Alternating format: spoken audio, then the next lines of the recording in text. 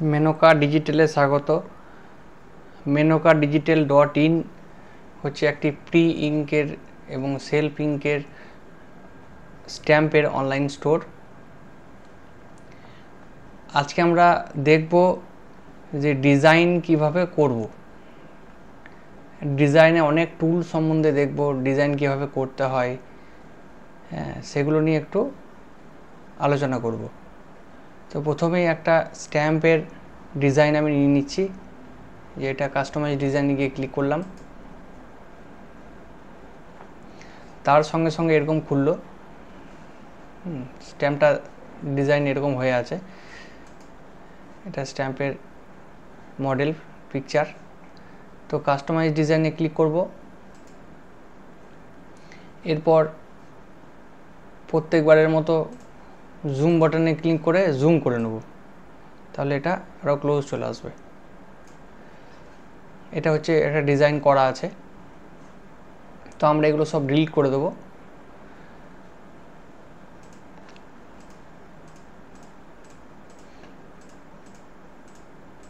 বেশ, এবার প্রথম থেকে ডিজাইন করব।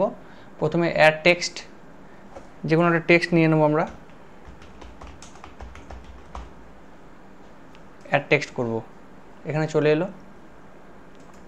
এবার সাইজে যাব।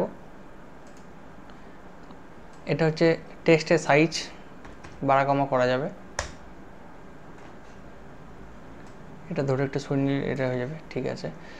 এবার line spacing, letter spacing. Letter spacing বলতে এই যে মেনকা ডিজিটাল রয়েছে, এটা একটুখানি লেটারটা সরে যাবে আর কি, হ্যাঁ, একটু গ্যাপ হয়ে যাবে লেটারের মধ্যে। লাইন স্পেসিং,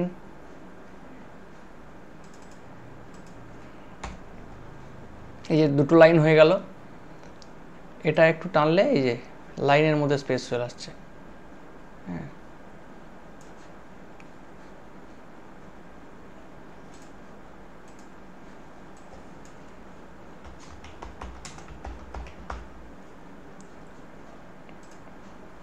এটা ডিলিট করে দেবো। আবার টেক্সট নেব।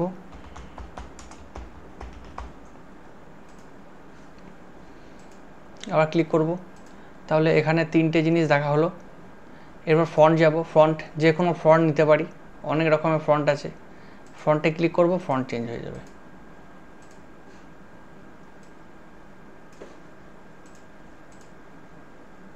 নানা রকমের ফন্ট আছে, এই যে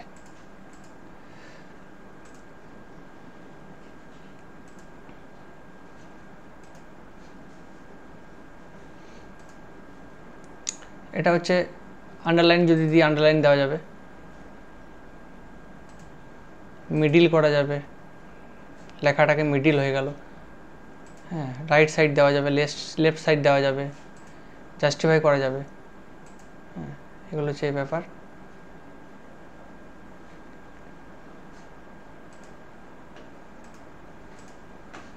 ফন্ট যদি আমি চেঞ্জ করি, এখানে একবার এরিয়াল করলাম,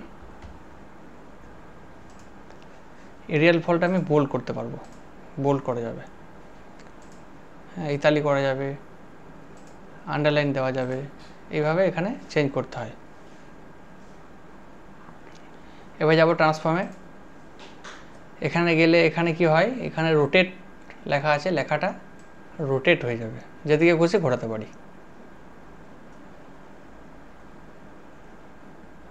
ঠিক আছে।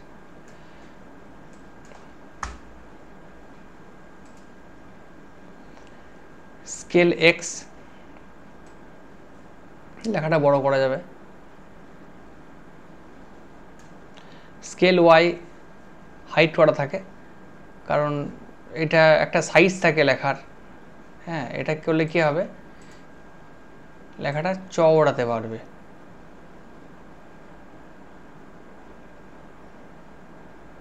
এটা সেই জন্যই লক থাকে, লেখাটার একটা বাজে সাইজ হয়ে যাওয়ার জন্য এটা লক করা থাকে। যতটা পারবেন ফন্টের সাইজ দিয়েই কাজ করার চেষ্টা করতে হবে। যদি কোনো সময় দরকার পড়ে তাহলে এটা এনেবল করা যেতে পারে।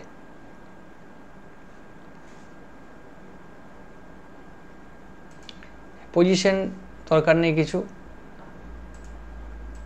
হ্যাঁ,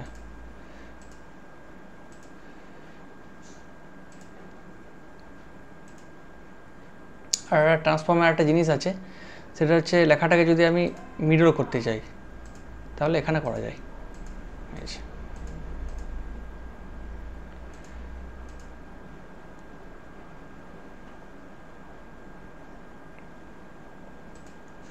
এটা ডিলিট করব, আবার টেক্সট নেবো একটা,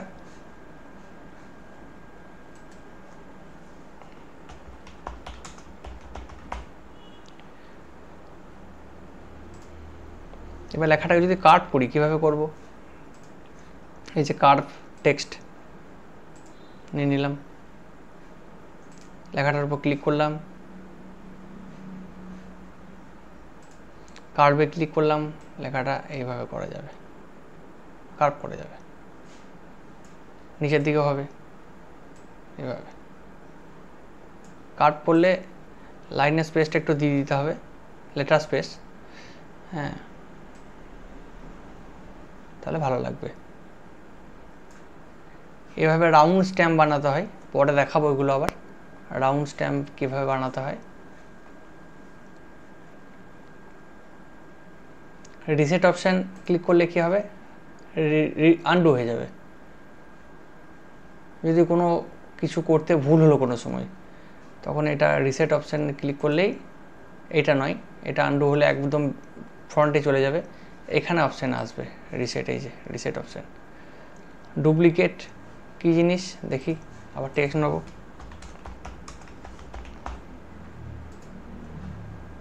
এটার একটা ডুপ্লিকেট কপি চাইলে এখানেও করা যায়, এই যে এখানে ক্লিক করলে ডুপ্লিকেট হবে একটা, আবার এই ডুপ্লিকেটে ক্লিক করলেও ডুপ্লিকেট হবে একটা।